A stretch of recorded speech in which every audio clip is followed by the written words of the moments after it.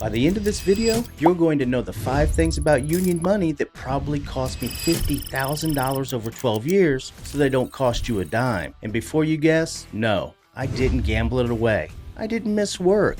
I didn't get hurt. I showed up every single day. I chased every check and still left that money sitting on the table because nobody at the hall sits you down and explains this stuff. And I was too busy working to ask. 12 years as a union carpenter, I've lived every dollar of this. And here's the part that really stings. Some guy at a retirement dinner finally explained half of it to me. Years too late. Meanwhile, the recruiters out there, they're showing kids a wage sheet like that's the whole story or something. It's not even half the story. Whether you're a first-year apprentice or you've got 20 years on your book, at least 2 of these are costing you money right now, this week, and they get bigger as we go. Now, number 5, it's the difference between retiring on time and retiring when your knees decide for you. Tack weld that like button for me and let's get right at it. Guys, real quick, I've put together a totally free 2026 blue collar resource guide. It's got links to get started in union jobs, free apprenticeships, and grants to start up your own business and much more. It's totally free. It's my gift to you. Just hit that link down in the description and grab your copy today. And while you're at it, tap that subscribe button and notification bell. It's also free to you and it helps us bring 3 fresh new videos to you every single week. I sure appreciate it. Now let's get rolling. Number 1, your real wage isn't your wage. Let's start with the number on your check because that number, it's lying to you. And it's not lying high, it's lying low. Say you're a journeyman carpenter in Kansas City, for instance. Check rate, $42.35 an hour.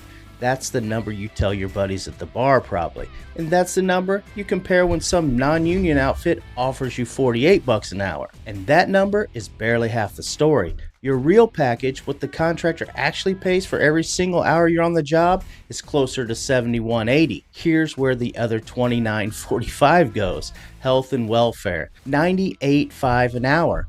Pension, $6.50. Annuity, $5.75. Training fund, 90 cents. Vacation fund, industry funds, and the rest of the stack, the balance.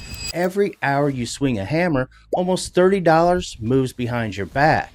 And most guys never watch where it lands. And here's why this isn't just trivia. Remember that non-union offer at $48 I was talking about earlier? It sounds like a $6 raise, right? Well, if you run the real math, their health plan costs you $700 a month out of pocket for a family. The union family plan would run you about $1850 a month on the open market, and you're getting it for hours worked. Their 401k match is 3% if you're lucky. No pension, no annuity. That $48 offer, it's not a raise. Against a $71.80 package, it's roughly a $20 an hour pay cut. Stressed up and a bigger check though. Guys take that deal every single year and high-five themselves on the way out the door. And here's what changes everything, guys. Stop thinking of yourself as a $42 man. You're a $72 man. Every decision, overtime, side work, switching outfits, going non-union gets made against the wrong number if you only check your rate. Here's a quick story. First time I actually read my full pay stub, really read it, line by line, I'm not gonna lie, it might as well been written in Sanskrit. Fringe this, fund that, and I did what every guy on the crew did. I folded it up, I stuck it in the glove box with the napkins, and I went back to work. That glove box filing system, it cost me. We'll get to how much, so that's the foundation. Know your full package number. Ask the hall for the current fringe breakdown. They have it. It's public to members, and it takes one phone call because everything else on this list lives inside that hidden $30 an hour. Of everything that's in the stack, there's one line item that's quietly the biggest wealth builder in the whole package. And I'd bet money half the guys watching this couldn't tell me their balance in it. So buckle up because number 2 is where I lost the most. Number 2, the annuity, the money you forgot you had. If the pension is the union's promise to you, the annuity is your own personal pile. A real account with your name on it that contractors fund every hour you work.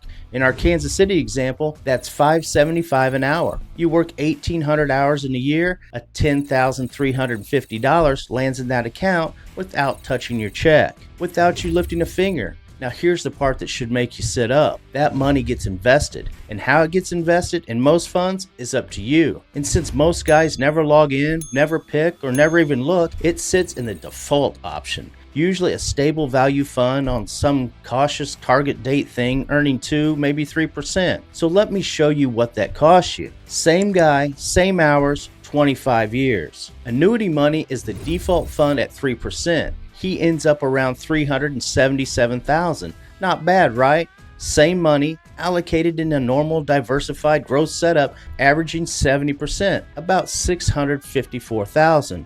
If you read that gap again, $277,000. Same job, same hours, same sore knees. The difference was one login and 20 minutes of paperwork, just done once. Now that's not a market prediction, and I'm not your financial advisor. Averages move, past performance, and all that.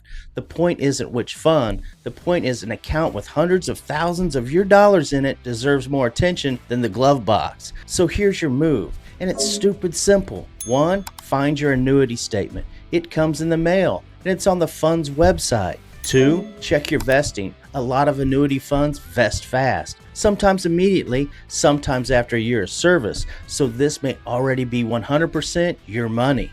3. Look at what it's actually invested in. If you don't know what you're looking at, that's fine. That's a conversation with the real advisor, and it's 1 hour of your life. Just 1 hour, possibly worth $250,000. Best hourly rate you'll ever make in the trades.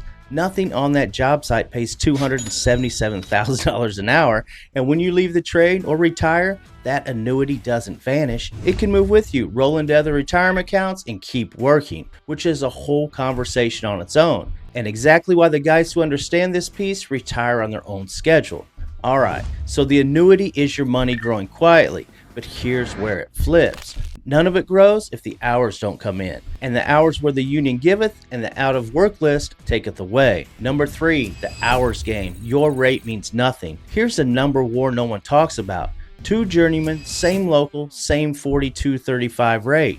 The first guy banks 2,000 hours this year. He grosses $84,700 on the check, plus the full fringe stack pouring in behind it. The second guy, he catches 2 layoffs, sits the bench through a slow winter, ends the year at $1,300. He grosses $55,055 a year.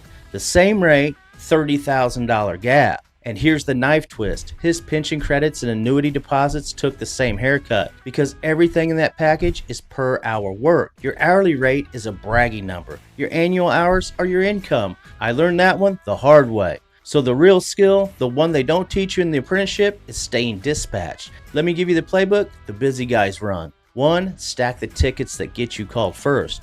OSHA 30. Scaffold competent person. Rigging and signal. Welding certs if your trade touches them.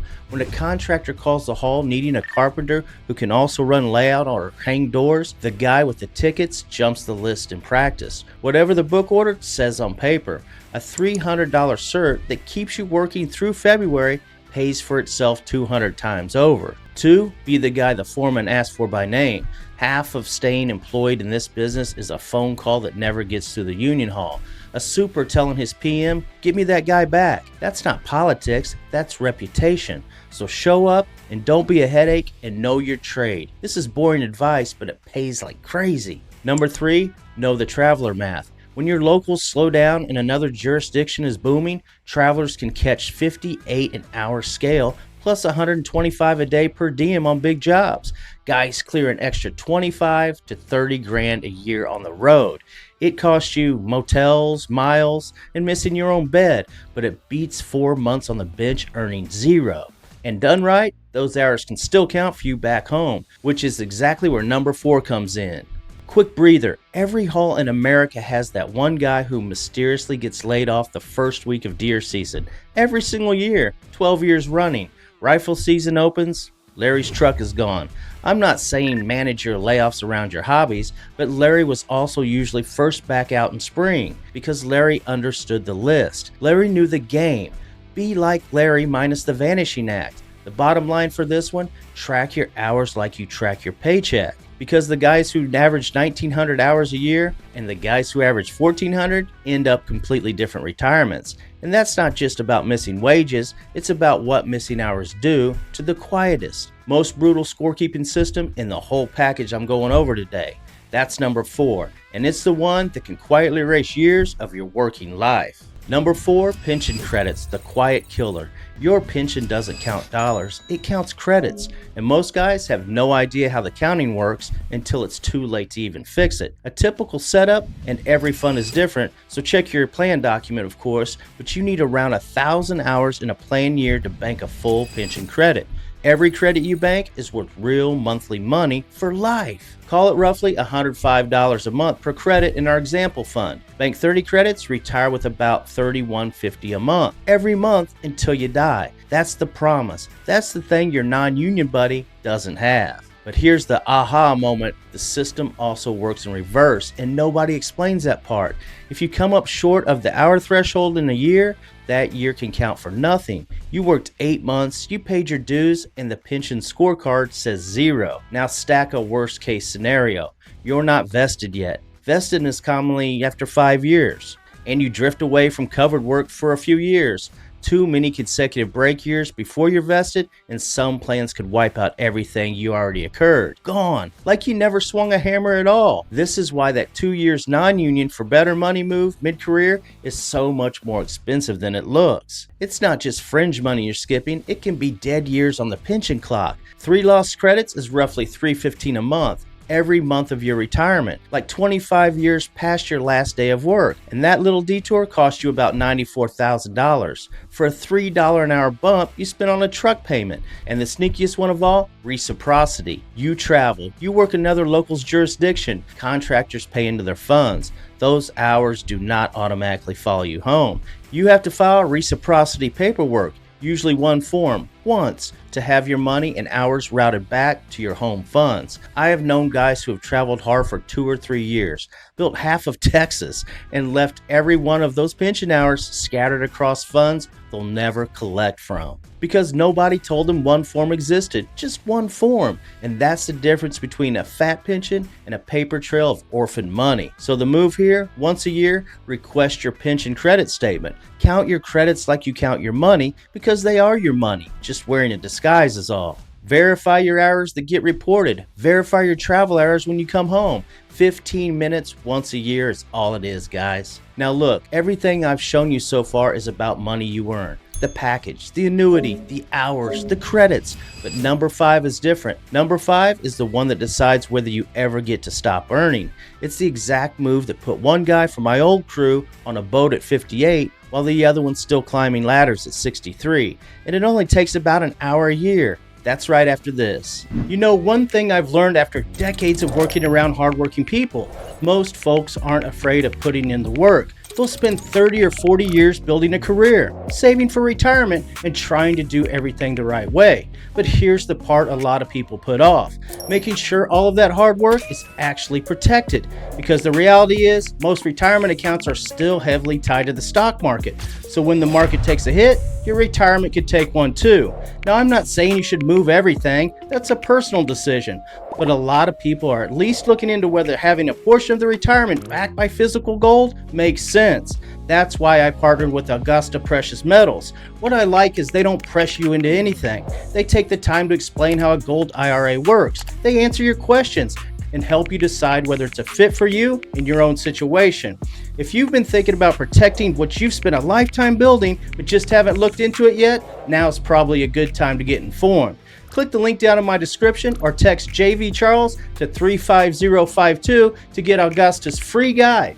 I've done my homework on Augusta before recommending them, guys. They are the best overall gold IRA company 4 years running, and that's why I'm comfortable pointing you in their direction. Learn how it works, ask your questions, and make the decision that's right for you. All right, welcome back. Number 5, the retirement math nobody does. Let's finish up. Here's the part to really understand about union retirement. It's not one pot of money, it's 3. And the guys who retire early are simply the guys who figured out how the 3 stack. Stream 1, the pension. Our example guy banked 30 credits. That's $31.50 a month guaranteed for life. Stream 2, the annuity. If he did the 20 minutes of homework from section 2, that's somewhere between $377 and $654 sitting in an account with his name on it. Stream 3, Social Security. Call it $2,100 a month at $67 for a career tradesman. less if he takes it early at 62. Now watch what the Florida guy did. The one from my old crew who was fishing at 58. At 35 years old, he sat down once and ran the numbers backward from the retirement he wanted. He figured out his pension would never cover the mortgage and bills. He figured out Social Security wouldn't show up until later years, so he aimed the annuity at the gap. That account became his bridge money, the paycheck replacement from 58 until the other streams kicked in. Every year after that, he spent exactly 1 hour. Read the annuity statement, counted his pension credits, verified his hours, 1 hour a year for 23 years. 23 hours total. That's the entire secret. That's the whole cheat code. He didn't out-earn anybody. The lumber guy actually made more in wages some years. He just out-counted them. Meanwhile, the guy still humping labor at 63, every individual thing on this list bit him. He never knew his package number, so he chased check rate money into a 2-year non-union detour that torched his credits. He left his annuity in the default fund. He never filed reciprocity for his Texas years. None of those felt like disasters at the time. Each one was a couple hundred a month. A few credits here, a slow growing account there. Stack them up over 25 years though, and one man's retirement simply never showed up. 2 more pieces of math while I got you. First, early retirement reductions. Most pension funds let you go before normal retirement age, but they trim the check. Commonly around 6% for every year early. Sometimes that trade is worth it. Sometimes it's a $600 a month mistake you pay for the rest of your life. So know your funds chart before you decide. It's 1 page. Second, the health insurance bridge. Retire at 58 and Medicare doesn't want to know you until 65. That's 7 years of family coverage. And on the open market, that's rent money. But here's what almost nobody realizes they have. A lot of union health funds run an hour bank. Extra hours you work pile up and can carry your coverage for months into retirement. And many funds offer retiree coverage after that. The Florida guy planned his last 2 years heavy on hours and walked out with a fat hour bank and coasted on it. That's a detail worth thousands that literally is not written on any wage sheet in America. So here's number 5 in one sentence. Once a year, 1 hour, statement, credits, hours, done. It's the cheapest hour in the trades and it pays better than double time on a holiday. So picture it for a second. You're 58, your knees still work, the pension check clears on the 1st, the annuity's covering the boat, and Social Security hasn't even shown up to the party yet. That's not a lottery outcome. That's a guy who read his mail once a year. Now, knowing where the money hides is step 1. The next question is whether you're squeezing everything out of the trade you're in or whether there's a smarter seat at the table. I've broken a lot of those down here on JV Charles TV, so check out the next 2 videos I recommend on the end screen. Thanks for checking out the video, guys. I'm JV Charles. I'll see you on the next one.